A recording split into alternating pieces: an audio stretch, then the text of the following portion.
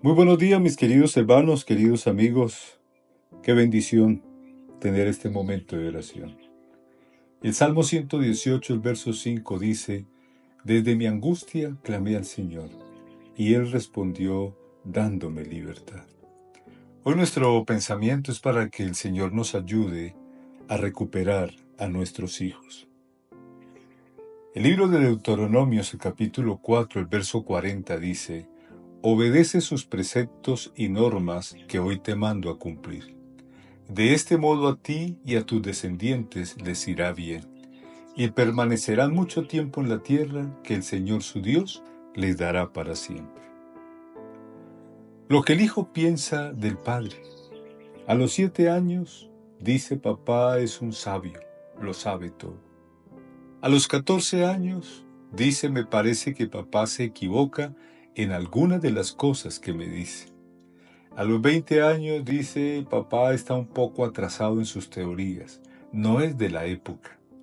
A los 25 años dice: el viejo no sabe nada, está caduco decididamente. A los 30 años dice: con la experiencia de mi padre, a esta edad, ya yo sería un millonario. A los 45 años dice: no sé si ir a consultar con el viejo este asunto, tal vez pudiera aconsejarlo. A los 55 años dice: qué lástima que mi papá esté tan viejo. La verdad es que tiene una idea y unas clarividencias notables. A los 60 años, a raíz de la muerte del padre, dice: pobre papá, era un sabio. Qué lástima que yo lo haya comprendido tan tarde. El libro de Lucas, el capítulo 15, los versos 11 y 12 dice: también dijo: un hombre tenía 2 hijos, y el menor de ellos dijo a su padre: Padre, dame la parte de los bienes que me corresponde, y le repartió los bienes. Este joven, evidentemente cansado de las restricciones y sintiendo quizás que su libertad era indebidamente limitada por un padre que solo se preocupaba por sus propios intereses egoístas, deseaba por sobre todas las cosas hacer lo que más le agradaba. Pero en ese momento ni se entendía a sí mismo ni entendía a su padre. Y lo peor de todo era que no entendía ni apreciaba el hecho de que su padre lo amaba, y que todas las decisiones y reglamentos de su padre se basaban sobre algo que al final sería lo mejor para sus hijos. El relato bíblico deja en claro que el padre era sabio y comprensivo, y a la vez justo, misericordioso y muy razonable. El verso 13 dice: no muchos días después, juntándolo todo, el hijo menor se fue lejos a una provincia apartada, y allí desperdició sus bienes, viviendo perdidamente. Habiendo obtenido su patrimonio, fue a una provincia apartada, lejos de la casa de su padre. Teniendo dinero en abundancia y libertad para hacer lo que le placiera, se lisonjea de haber logrado el deseo de su corazón. No hay quien le diga: no hagas esto, porque será perjudicial para ti, o haz esto porque es lo correcto. Las malas compañías le ayudan a hundirse cada vez más profundamente en el pecado y desperdicia su hacienda, viviendo perdidamente.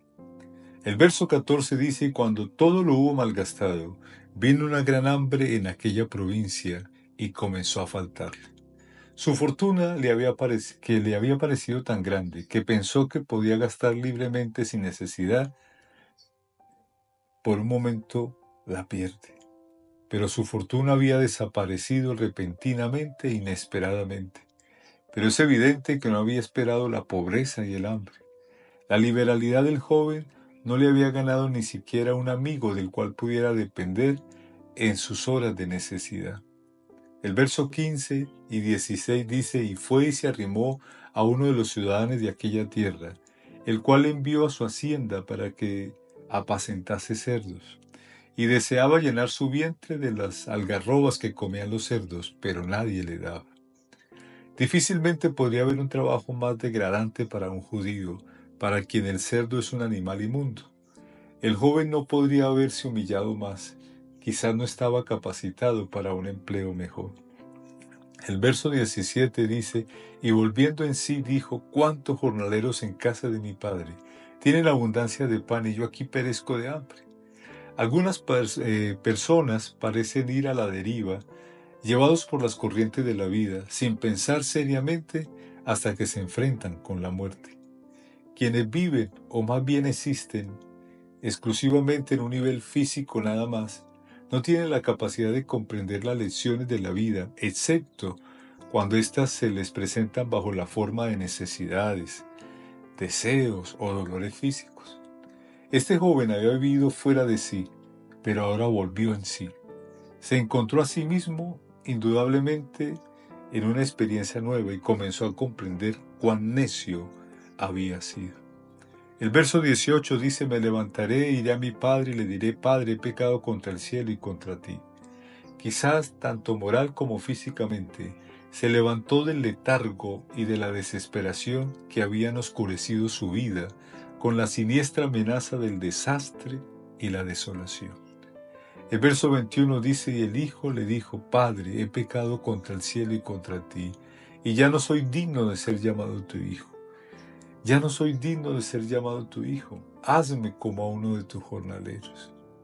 No se sentía digno de presentar una razón para que se le diera trabajo en la finca familiar. No podía pretender que la hubiera, porque era evidente que no podía pedirle nada a su padre.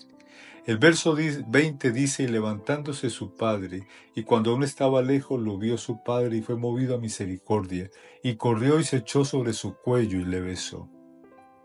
El padre podía haber esperado que su hijo llegara hasta donde él estaba, pero no lo hizo, sino que demostró su anhelo y el gozo de su corazón corriendo al encuentro de su hijo.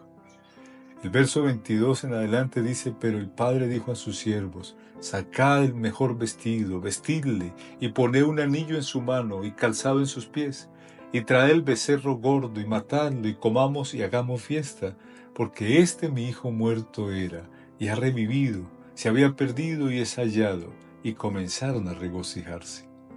El hijo menor no merecía en verdad la recepción que había recibido, pero el padre afirmaba que era correcto y necesario dar al joven una alegre bienvenida. La fiesta no fue dada porque el hijo menor tuviera méritos, era sencillamente la expresión del gozo del padre. En la parábola del hijo pródigo se presenta el proceder del Señor con aquellos que conocieron una vez el amor del Padre, pero que han permitido que el tentador los llevara cautivos a su voluntad. Por eso deje el impío su camino y el hombre inicuo sus pensamientos, y vuélvase a Jehová, el cual tendrá de él misericordia, y al Dios nuestro, el cual será amplio en perdonar. Por eso nuestra oración hoy es para pedirle al Señor que nos ayude para recuperar a nuestros hijos. Les invito a orar. Amante Padre Celestial, alabamos y glorificamos tu santo nombre. Señor, eres un Dios reconciliador, y no nos tratas como merecen nuestros continuos desdenes, sino que corres a nuestro encuentro y como al hijo pródigo nos colmas de amor, de besos, de ternura, de regalos. Gracias por permitirnos ser parte de tu familia, por prodigarnos tu amor y llamarnos tus hijos. Como dice 1 de Juan 3:1, fíjense qué gran amor nos ha dado el Padre, que se nos llame hijos de Dios, y lo somos. El mundo no nos conoce precisamente porque no lo conoció a Él. Nos hace sentir como alguien muy especial. También Romanos 8:15 y 16 nos recuerda que podíamos habernos convertido en unos seres esclavos para servirte con temor, porque tú eres el omnipotente. Sin embargo, nos llamas tus hijos. Por tanto, podemos amarte y confiar en ti, de la misma manera como los hijos aman y confían en sus padres terrenales. Podemos llamarte a toda hora Abba Padre, pues tú siempre cuidas de nosotros. Siempre nos sostienes en tus brazos cariñosos y nos sentimos seguros al saber que te pertenecemos.